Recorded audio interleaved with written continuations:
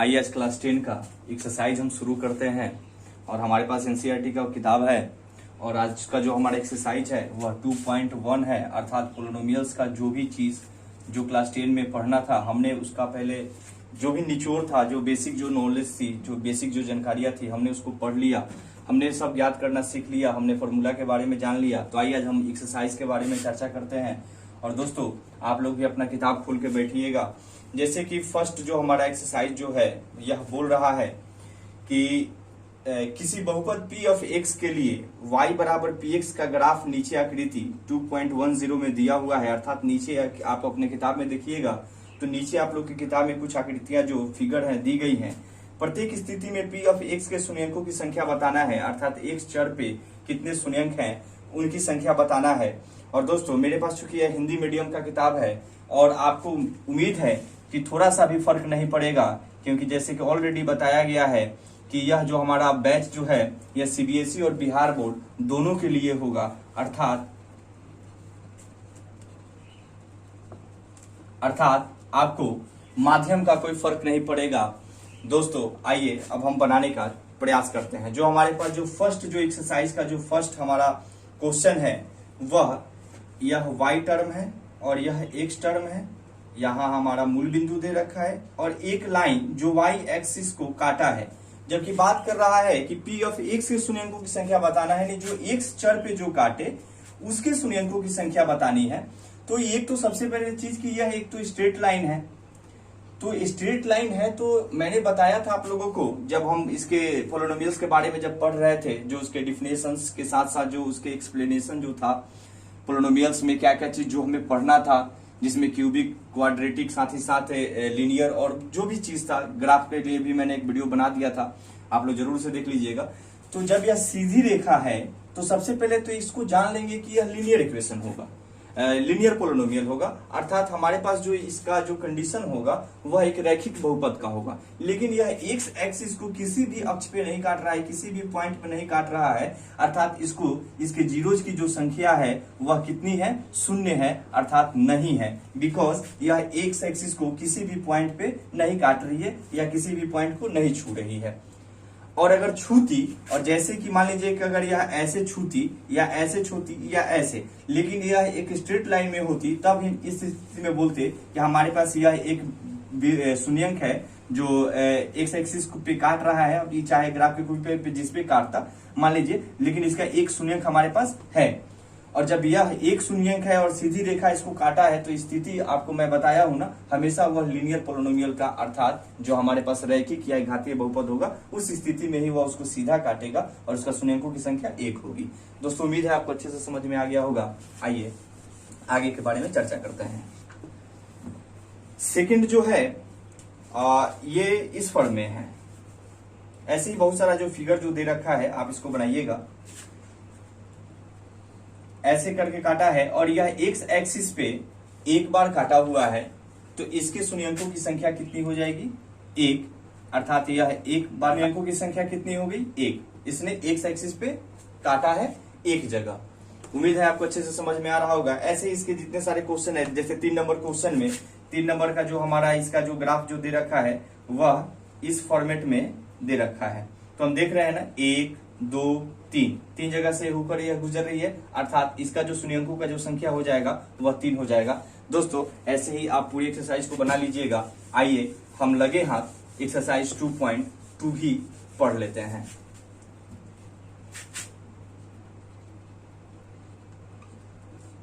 और उस ग्राफ में भी अगर आपको कोई दिक्कत होगा तो आप हमसे जरूर पूछ लीजिएगा, किसी भी प्रकार का कोई डाउट होगा तो जरूर पूछ लीजिएगा, लेकिन मैंने उसको इजीली फॉर्म में आपको बता दिया है, समझा दिया है, ज्यादा दिक्कत नहीं होनी चाहिए। आइए 2.2 एक्सरसाइज के बारे में चर्चा करते हैं। इसमें कुछ बहुपद दिए गए हैं और हमें रिलेशन बताना है, संबंध बताना है उनके जीरोज के बीच में एंड कोफिशिएंट के बीच में संबंध भी बताना है, और हमें सबसे पहले इसका जीरोज फाइंड करना है, यानी जीरोज यानी इसके शून्यंकों को पता करना है। जो बहुपद हमारे पास दिया हुआ है उसके शून्यंकों को ज्ञात करना है, साथ ही साथ शून्यंकों तथा गुणांकों के बीच का जो संबंध है उसे बताना है। जैसे कि 1 नंबर जो हमारा क्वेश्चन है वह है x² - 2x - 8। तो पहले इसका शून्यंक फाइंड करने के लिए हम इसका क्या कर लेंगे, इसको फैक्टराइज कर लेंगे। फैक्टराइज करने का तरीका भी मैं आपको बता दिया हूं, जाके उस वीडियो को जरूर देख लीजिए।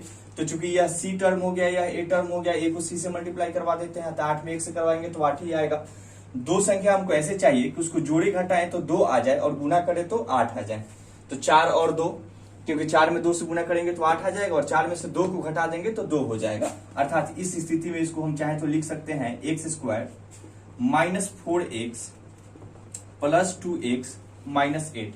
4 में से 2 जाएगा और चूंकि बड़ी संख्या के पहले माइनस है तो माइनस का चिन्ह तो आ ही जाएगा, और माइनस 8। अब देख लेते हैं कॉमन क्या है। इन दोनों में से x कॉमन हमारा आ जाएगा, अर्थात x कॉमन आ गया और x माइनस 4 ये हो गया, प्लस इन दोनों में से 2 कॉमन आ जाएगा, क्योंकि 2 तो 2 के टेबल में है ही और 8 के टेबल में भी मौजूद है, अर्थात 8 का भी फैक्टर 2 है, तो 2 तो कॉमन आ ही जाएगा। तो x और माइनस 4। हमेशा याद रखिएगा ये जो ब्रैकेट के अंदर वाला जो टर्म है यह इक्वल होना चाहिए। अब दोनों में से किसी एक को लिख लेते हैं, अर्थात x माइनस 4 बराबर 1 0 हो जाएगा और x प्लस 2 बराबर 1 0 हो जाएगा। एक बार x का मान यहाँ से 4 आ जाएगा और एक बार x का मान हमारे यहाँ से 2 आ जाएगा। इस स्थिति में दोस्तों हमें जो शून्यंकों की जो संख्या मिली वह कितना मिला, 2, अर्थात एक ये और एक ये, यानी 2 शून्यंकों की संख्या हमें प्राप्त हुई। और अब इनके बीच का जो संबंध बताना है, यानी संबंध का मतलब अल्फा प्लस बीटा बताना है दोस्तों। तो अल्फा प्लस बीटा आप लोगों को पता है कि माइनस बी बटा ए होता है, तो अल्फा मेरा एक ये अल्फा हो गया और एक बीटा हो गया। तो अल्फा कितना है दोस्तों 4 और प्लस बीटा, बीटा कितना है हमारा -2, अर्थात 4 और -2, तो 4 में से 2 जाएगा, यह 2 हो जाएगा। साथ ही साथ दोस्तों अल्फा इंटू बीटा, क्योंकि इसका प्रोडक्ट भी फाइंड करना होता है, प्रोडक्ट ऑफ जीरोस भी फाइंड करना होता है, तो अल्फा इंटू बीटा अर्थात 4 गुना -2, अर्थात 4 दूनी माइनस यहाँ पे 8 हो जाएगा। यही संबंध है। और ऐसे ही जब शून्यंक हमारे पास दिए रहेंगे और इससे जब हमें पोलिनोमियल्स बनाना होगा तो उसके लिए भी आप लोग को बताया गया है, हालांकि इसमें भी है, हम उसको बताएंगे जरूर। तो दोस्तों उम्मीद है आपको अच्छे से समझ में आ रहा होगा। मैं आपको एक बार फिर से समझा देता हूँ। यह बहुपद हमको दिया हुआ था, इसका शून्यंक ज्ञात करना था, हमने इसका शून्यंक ज्ञात कर लिया, फैक्टराइज करके हमने इसका शून्यंक ज्ञात कर लिया और उनके बीच का संबंध बताना था, अर्थात अल्फा प्लस बीटा और अल्फा इंटू बीटा बताना था, मैंने उसको बता दिया। आइए हम इसी में एक और क्वेश्चन के ऊपर ध्यान देते हैं। देखिए सारा क्वेश्चन मैं नहीं बताऊंगा, फिर ताज के तौर पे आपके पास कुछ रह नहीं जाएगा, इसलिए ताज के तौर पे आपके पास कुछ ना कुछ रहे, इसलिए कुछ क्वेश्चन मैं छोड़ दूंगा और उसमें से भी जो आपको नहीं बनेगा आप बेहिचक आप हमसे पूछ लीजिएगा। अब इस स्थिति में दोस्तों यहाँ पे हम एक 4 नंबर यानी 1 का 4 नंबर क्वेश्चन बताते हैं। यह 4u² प्लस 8u है, यह बहुपद दिया हुआ है। हम अपने सुविधा के लिए चाहें तो इसको यहाँ पे 0 लिख सकते हैं, तो यह ax² plus bx plus c के फॉर्म में हो जाएगा। इस स्थिति में देखिए 4 यहाँ भी है और 4 इसमें भी है, क्योंकि 8 का फैक्टर 4 भी है, तो 4 तो कॉमन आ ही रहा है और चूंकि u दोनों में मौजूद है अर्थात u भी कॉमन आ जाएगा, अर्थात यहाँ पे u बच जाएगा और यहाँ पे आपका 2 बच जाएगा, क्योंकि 4 दूनी 8। इस स्थिति में एक 4u बराबर, ये 4u बराबर 0 हो जाएगा और एक u प्लस 2 बराबर 0 हो जाएगा। तो यहां से एक बार u का मान कितना हो जाएगा, यह 0 हो जाएगा और यहां से एक बार u का मान कितना हो जाएगा, -2 हो जाएगा। इस स्थिति में जो दोस्तों शून्यंकों की जो संख्या हुई हमें 2 मिला। शून्यंकों की संख्या कितना मिला, 2, और वैसे भी यह क्वाड्रेटिक पोलिनोमियल है तो इसको शून्यंकों की संख्या 2 तो होगा ही। और अब इनके संबंध बताना है, इनके शून्यंक और कोफिशिएंट के बीच का जो संबंध है, अर्थात अल्फा प्लस बीटा। तो एक हमारा यह क्या हो जाता है अल्फा और एक क्या हो जाता है बीटा, यानी अल्फा प्लस बीटा का मतलब क्या हो गया, यहाँ से एक 0 प्लस -2, अर्थात 0 -2 बराबर -2 ही हो जाएगा। और अल्फा इंटू बीटा की अगर बात की जाए तो 0 इंटू -2 अर्थात यह 0 हो जाएगा। दोस्तों उम्मीद है आपको अच्छे से समझ में आ रहा होगा। आइए अब हम 2 नंबर क्वेश्चन के ऊपर चर्चा करते हैं।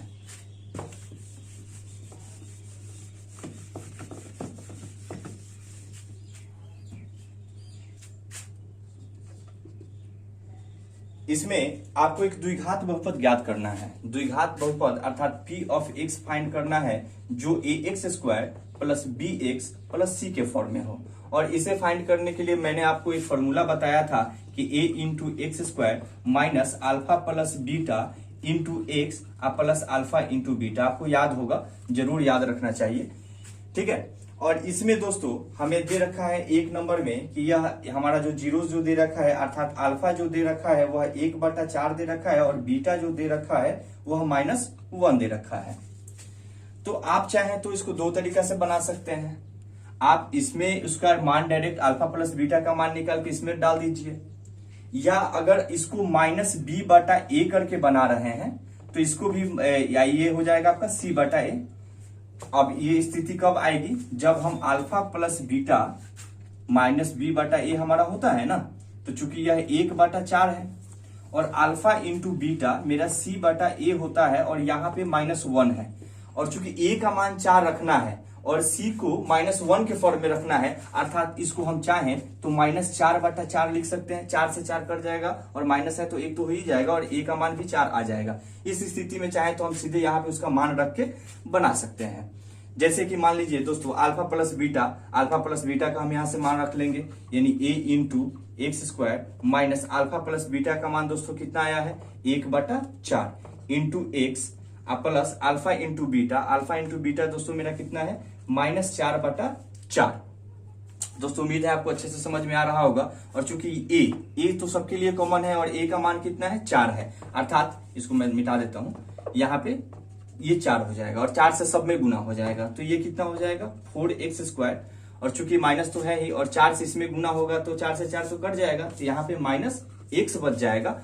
और चूंकि यहाँ पे प्लस माइनस मिलके ये भी माइनस ही होगा और यहां से भी 4 से ये 4 कट जाएगा, इस स्थिति में -4 बचेगा, अर्थात यह जो होगा वह आपका आंसर होगा। या अगर मान लीजिए कि आपको ऐसे डायरेक्ट बनाना है, तो जैसे यहां से हमने निकाल लिया था यहां से हमारे पास c और a का वही मान निकल गया था और -b/, अर्थात अल्फा प्लस बीटा और अल्फा इंटू बीटा का भी मान निकला था -b/a और c/a, ये हमारे पास क्या था -4/4।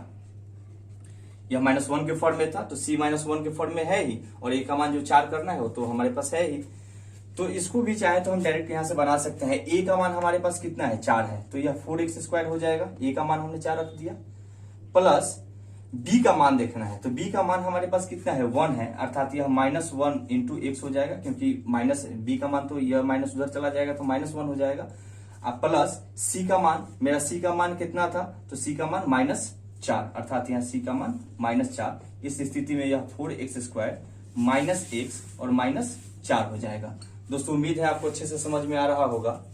आपके पास टास्क के तौर पे मैं एक्सरसाइज 2.2 और साथ ही साथ एक्सरसाइज 2.1 जो ग्राफ वाला जो दे रखा था हमारा, यह दोनों एक्सरसाइज आपके पास है। आप उसे ईमानदारी से बनाइएगा और इस एक्सरसाइज में कोई भी अब दिक्कत होगा आप हमसे बेहिचक पूछिएगा। साथ ही साथ सिर्फ एनसीईआरटी ही नहीं, आपके पास कोई भी बुक होगा, कोई भी प्राइवेट बुक होगा, किसी भी प्रकाशन का होगा और उसमें किसी भी प्रकार का आपका डाउट होगा तो आप हमारे व्हाट्सएप नंबर पे जरूर मैसेज अपना कर दीजिए, आपका डाउट क्लियर हो जाएगा। मेरा व्हाट्सएप नंबर है 75439426 और 84। इस नंबर पे आप अपना डाउट बिल्कुल हमसे बेहिचक पूछ सकते हैं। मेरा मन है कि आपको हर एक चीज मैथ्स में जो चीज आपको पढ़ना है बारीकी से हम बताएं, आपको समझाएं, और ऐसे ही आपको ही निष्ठापूर्वक ईमानदारी पूर्वक मेहनत करना होगा। जो आज मैं वर्क के तौर पे जो आपको मैं टास्क में जो दिया हूं, आप उसे ईमानदारी से बनाइए और उसमें जो डाउट होता है आप हमसे जरूर पूछिए। और यदि अभी तक आपने हमारे चैनल को सब्सक्राइब नहीं किया तो उसे सब्सक्राइब जरूर कर लीजिए, साथ ही साथ दोस्तों के बीच में शेयर जरूर कीजिए और हाँ बेल आइकन जरूर दबा दीजिएगा। चलिए दोस्तों, बहुत बहुत धन्यवाद।